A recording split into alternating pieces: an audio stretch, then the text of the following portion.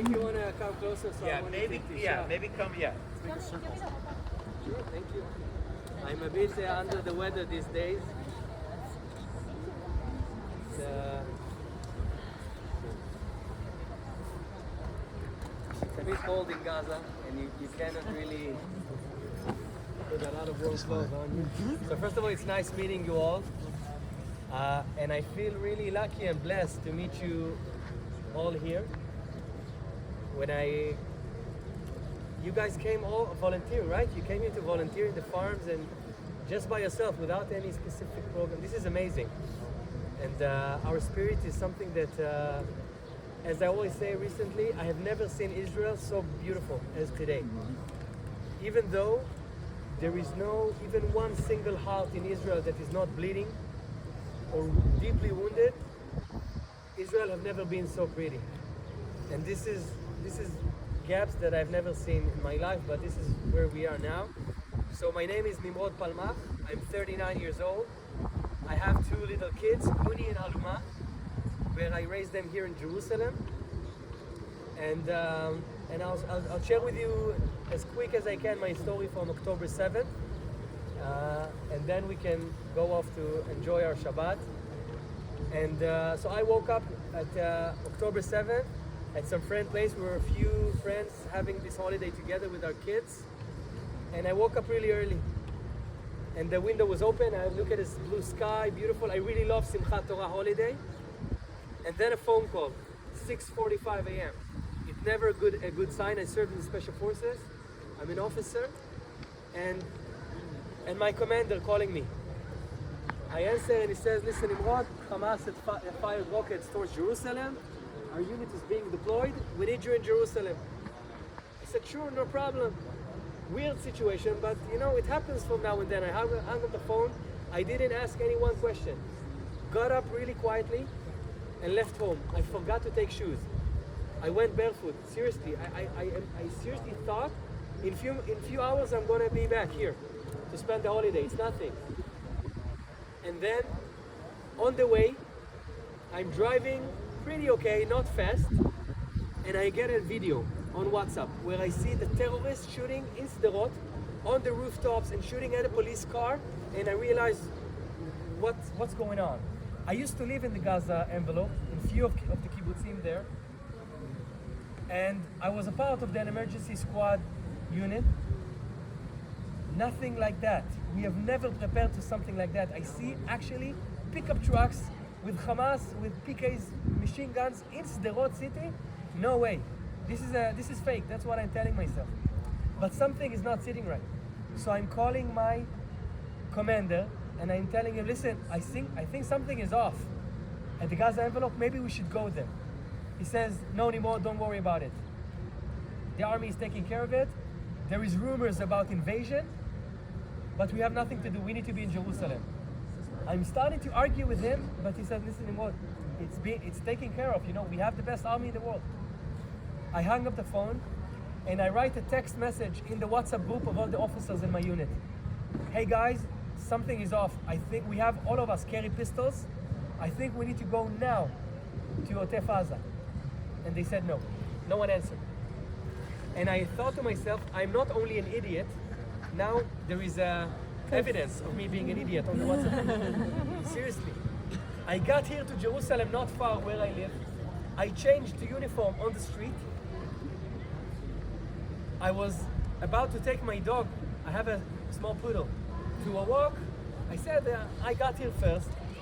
I'll go to my home for a few minutes to take the dog out. I don't know when I'll see him next time.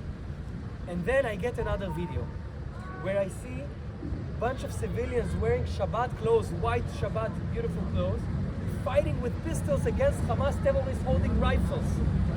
And I'm telling myself, this is way wrong. It's already 8 a.m., an hour and a half after everything started. I don't know what started, but something started. And where is the army? Where is Golani? Where is the SWAT? Of course, now we know. They were either dead or fighting already. Where is SWAT? Where is Sayeret Mat? Where is everyone? How come I see a situation with hostages in Ofakim and I see only people with handguns, wearing their Shabbat clothes, fighting against terrorists. You know what I did? I got into my car and I started to drive south. My commander calls, "No, Nimrod, you got to Jerusalem?" I said, "Yes, but I'm on my way south." Starting to argue with me, shouting at me. And I said, "Sorry, Moti, I know that you are probably 98% right and I'm wrong, but I have to go. Something is wrong." His commander is calling me, like very high rank dude, telling me, "Come back to Jerusalem." I said, "I'm really sorry, I have to go south." Seriously, I'm driving not as fast as I can, because deep inside I think I'm an idiot. That's what I'm telling myself. But I'm driving. It's an hour and 10 minutes drive, hour and 15. Around 30 minutes after, when I'm already driving, my ex-wife is calling me. We are good friends. And her boyfriend lives in Kibbutz Nir Oz. Have you heard of Nir Oz? Yeah. You know what happened in Nir Oz? 1/3 of the community is gone. Out of 430 members of the community, including kids to old people, 1/3 is gone.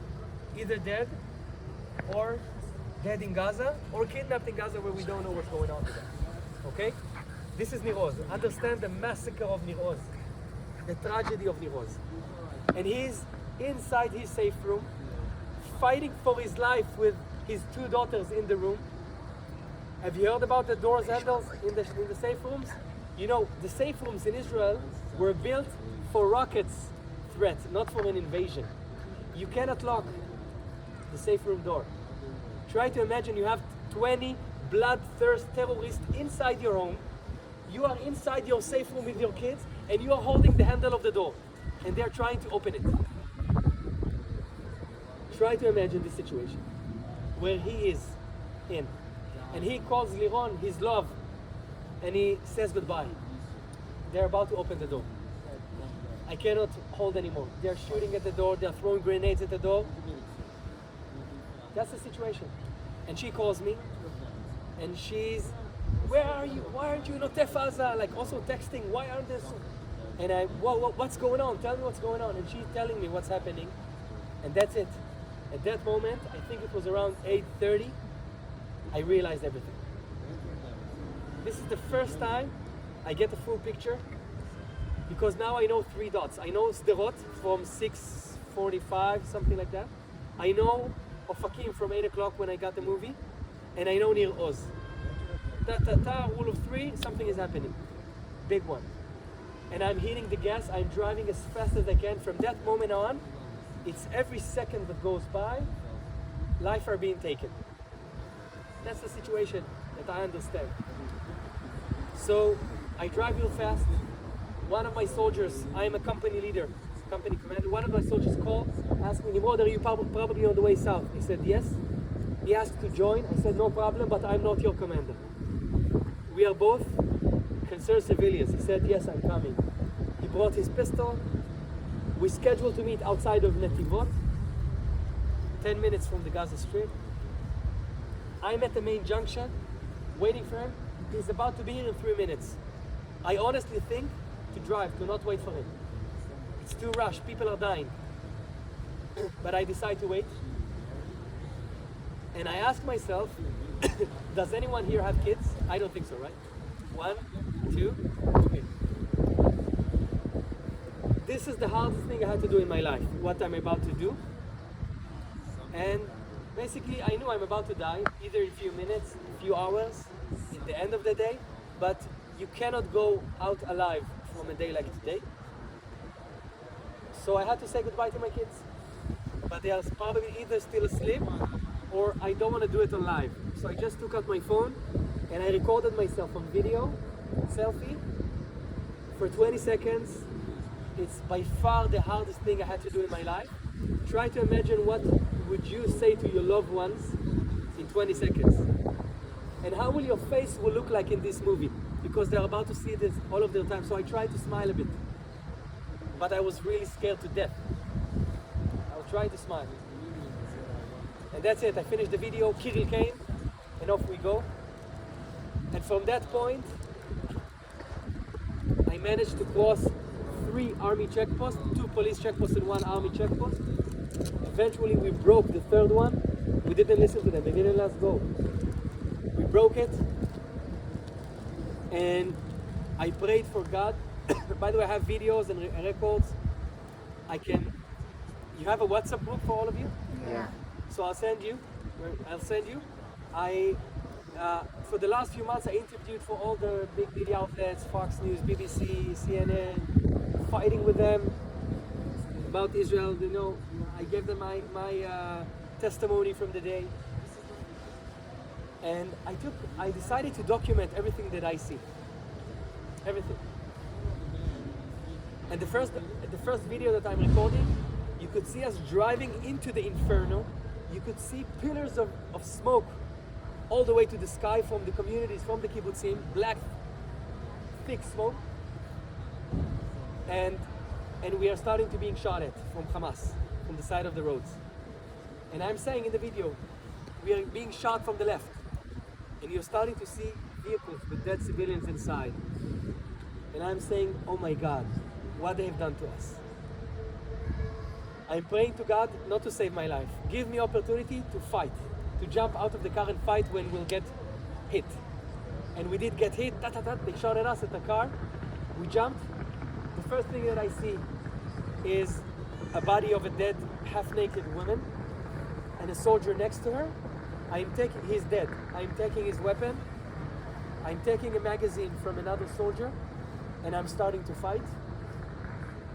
I will spare with you the graphics of what I will see for the next few hours. We will have an unbelievable fight outside of Kibbutz Alumim, where basically we are going to prevent a bunch of 30 or 40 Hamas terrorists to enter the kibbutz. Where we all know what they wanted to do there, right?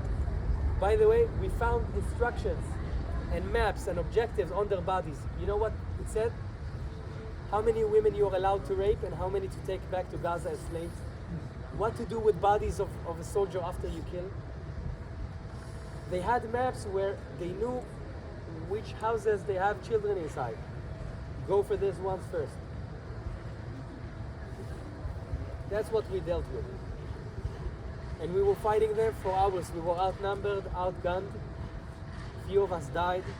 Few of us got injured. And we are fighting. Like really close ranges, 10 meters, 15 meters. They are throwing grenades. They are well equipped. We have nothing. I finished ammunition. I threw the gun. I took a gun from a dead terrorist or from a dead soldier. That's how we fought. I took a ceramic vest from a soldier that just got hit in the shoulder. Only 7 minutes after I got hit right here in the chest.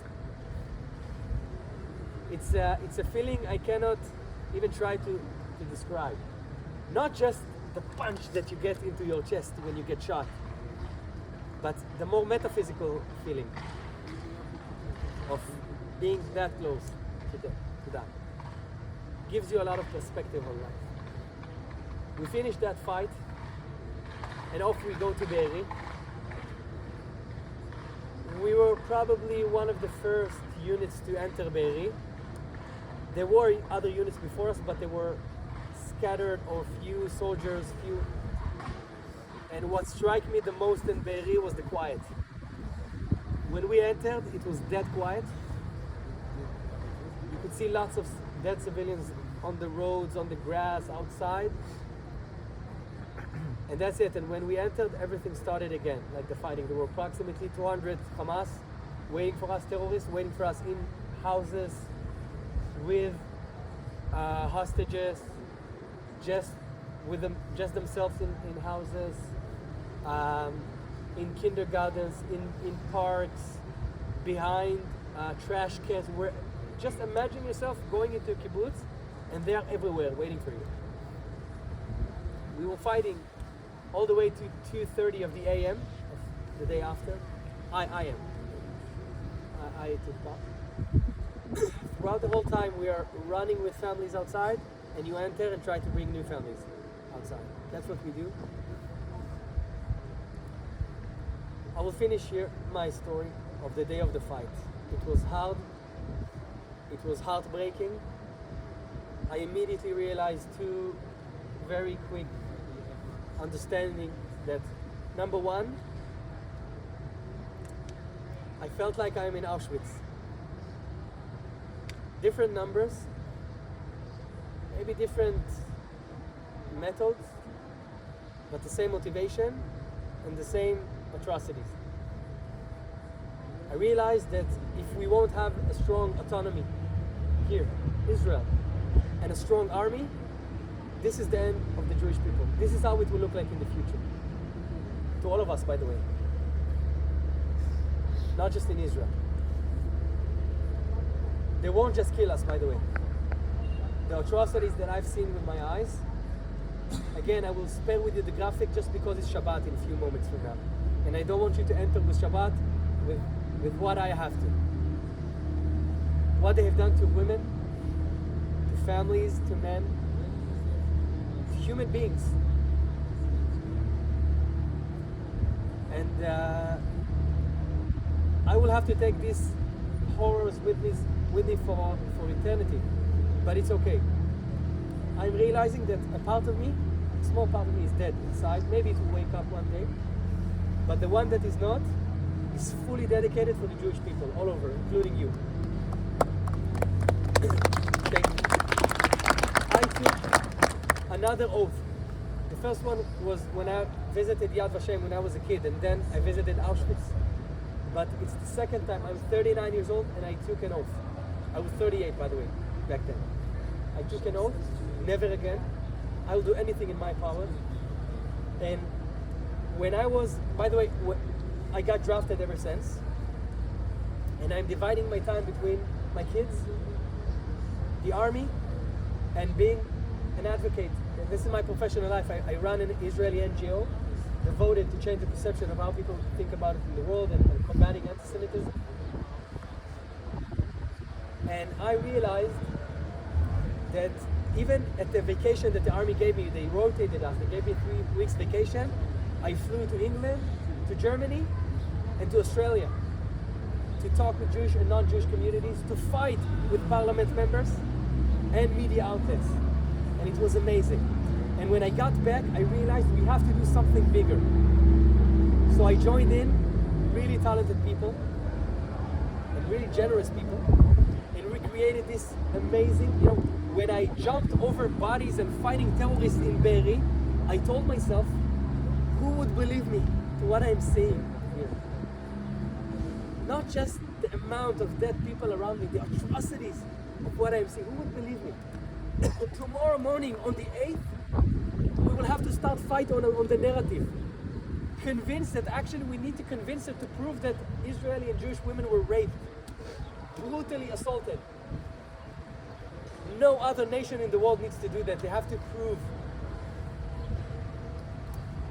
We created this amazing VR project.